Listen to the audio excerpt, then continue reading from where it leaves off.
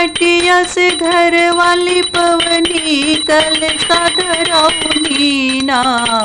गंगा जी के मटिया से घर वाली पवली कलसा धरौली ना।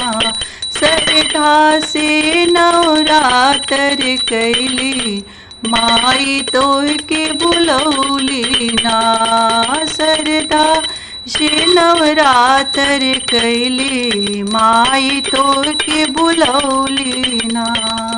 कीर्तनन के तरलू माए हमरो के तार दा, हमरो के तार दा। हमरो जिंदगिया माई दुख से उबार दा। हमरो जिंदगिया माई दुख से उबार दा। हम असरा लगौली ना, ओ हम भक्ति जगौली ना। श्रद्धा से नवरात्र कैली माई तोह के बुलौली ना। श्रद्धा से नवरात्र कैली माई तोह के बुलौली ना। प्रेम से बोले सच्चे दरबार की जय, नौ मैया की जय। मैं मितु शुक्ला आज लेकर के आई हूँ कि नवरात्रि में कैसे अपने माता रानी को कलसा रखे और कौन कौन सी सामग्रियाँ जरूरी रहती है, कौन सी फूल मेरी माता को बहुत प्रिय है और कौन सी चीज़ से मेरी माता बहुत प्रसन्न होती है। सो मैं आज आप लोग को बताने जा रही हूँ। ये मेरी जो वीडियो अच्छा लगेगा तो मेरे वीडियो को लाइक करिएगा, शेयर करिएगा, सब्सक्राइब करिएगा। अब ज़्यादा ना देर करते हुए मैं माता रानी के चरणों में यहाँ पर बैठी हूँ, बता रही हूँ कि कैसे मैं माता की यहाँ पर चौकी सजाई हूँ। ये मेरी माता रानी की चौकी है, आप लोग देख सकते हैं। माता रानी की चौकी सजा कर के यहाँ मैं माता रानी को विराजमान की हूँ। इसी तरह से माता रानी के चौकी सजा करके पहले उनको एक यहाँ पर आसन देना है कि जैसे माँ मेरी यहाँ पर आसन पर बैठ जाए। एक चुनरी माँ को ऊपर से ओढ़ाना है और एक आसन देना है माता रानी को, 2 चुनरी। और माता रानी को यहाँ पर फूल का माला, ओढ़ौल का फूल का माला तो हम लोग रोज़ नहीं पहना सकते हैं, तो ओढ़ौल का फूल का माता रानी को यहाँ पर एक ओढ़ौल का फूल का माता रानी को पहना दीजिए। उसके बाद में माता रानी को सबसे प्रिय चीज़ क्या होता है, सो मैं आज आप लोग को बताने जा रही हूँ। ये जो ओढ़ौल का फूल है माता रानी को सबसे प्रिय होता है। और कोई फूल हो या अगर ना हो, लेकिन ये ओढ़ौल का फूल है माता रानी को बहुत प्रिय होता है। इसीलिए आप लोग माता रानी के ओढ़ौल का फूल ज़रूर ही चढ़ाइएगा। और माता रानी का भोग में भी एक ओढ़ौल का फूल डाल दीजिएगा।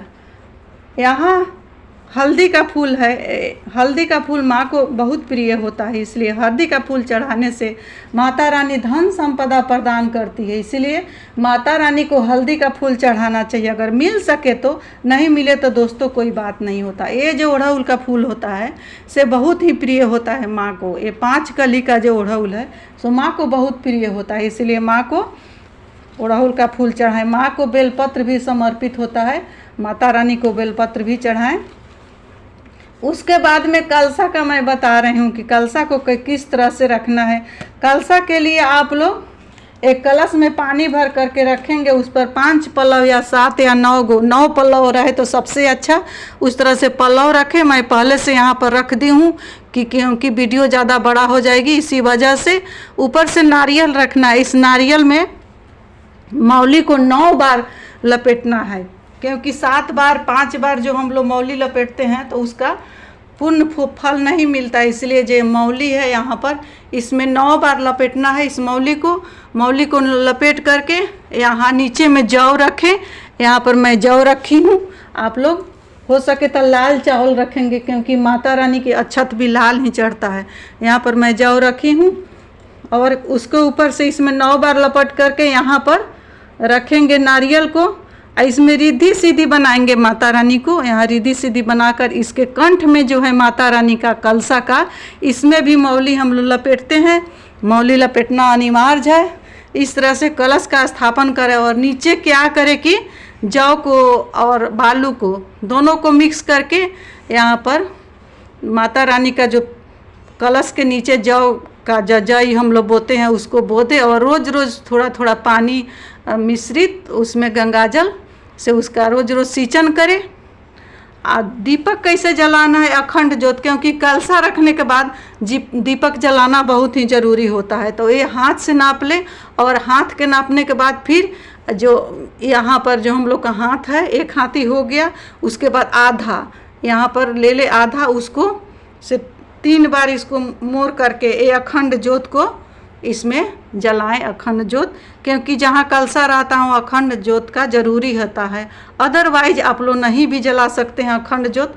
अखंड ज्योत जलाएं, लेकिन ये संकल्प ना करें कि हमको अखंड ज्योत जलाना है, क्योंकि अखंड ज्योत का संकल्प जब ले लिया जाता है, बुझ जाता है तो थोड़ा परेशानियाँ होने लगती है। इसलिए अखंड ज्योत जलाएं लेकिन संकल्प न लें। ये बत्ती है, उस आरती में एक बत्ती और घी का रहना चाहिए, आरती के लिए कपूर रहना चाहिए। आरती के लिए माता रानी को एक फल रोज अर्पण करे। ये जो है सो कपूर है, माता रानी को एक फल रोज ही अर्पण करे, क्योंकि माता रानी को फल बहुत प्रिय है। फल चढ़ाने से फल मिलता है, इसलिए फल का अर्पण किया जाता है। एक जो भोग है ये बतासा, इसको रोज आप लोग जब भी माता रानी का भोग लगाएं तो इस बतासा को एक भोग में रखें। और ये पंचमेवा है, पंचमेवा बतासा माता रानी को बहुत प्रिय है, भोग में इसका होना जरूरी है। लौंग इलायची भोग में डाल दें। उसके बाद कलशा का भी जो स्थापन करें तो उसमें लौंग इलायची कसैली, पान के पत्ता और द्रव्य में 1 रुपया जरूर डालें, 1 कसैली। और जब भी पूजा करने बैठे तो संकल्प करें, अपना गोत्र और नाम बोल करके 1 लौंग इलायची कसैली 1 रुपया लेकर के, 1 लाल फूल लेकर के माता रानी को संकल्प करें कि मैं मितु शुक्ला गर्ग गोत्र माता रानी, आज मैं पहला दिन का आज आपका पाठ करने जा रही हूँ। दूसरा दिन का हो तो दूसरा दिन, तीसरा दिन हो तो तीसरा दिन, इस तरह से अपने माँ से बोले। और अखंड ज्योत जलाने का विधि यही है कि जो अबीर हो या लाल अक्षत हो, उससे माता रानी का अष्टदल कमल बना ले।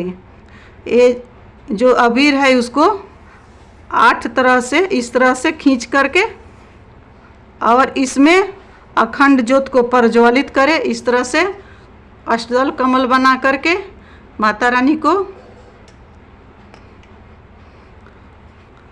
आप लोग देख सकते हैं, ये अष्टदल कमल बन चुका है कितना अच्छा से।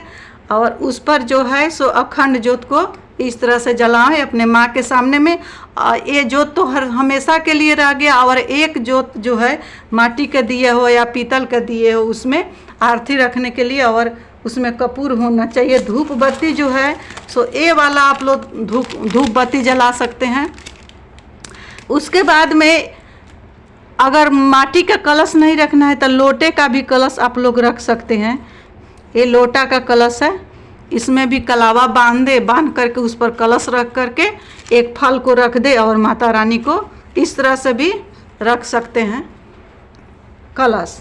और माता रानी को इस तरह से रखें। उसके बाद में माता रानी को 16 श्रृंगार चढ़ावें।